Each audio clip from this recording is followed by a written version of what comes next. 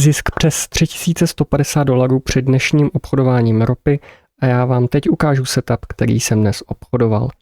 Dnes je 5.3.2026 a pojďme se na to společně podívat. Dnes jsem výjimečně obchodoval ropu, protože na akciových indexech jsem neviděl úplně ideální situaci a situace, která mě zaujala, tak se stala na ropě, protože ropa skorigovala zpátky do volumového POC předchozího dne, kde našla support a potom, co se ta ropa vrátila zpátky do oblasti hodnoty dnešního dne, tak já jsem vstupoval a targetoval jsem high Asie.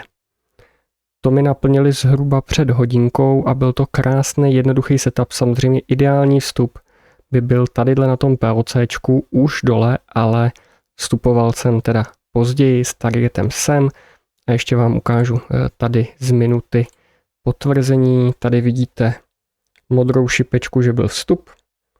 Tady růžová šipečka na high Asie, tak byl výstup. Tak to je dnes vše, já vám děkuji za pozornost a pokud se vám líbí tyto videa, nezapomeňte dát like a odběr a já se na vás budu těšit zase příště. Mějte se hezky, ahoj.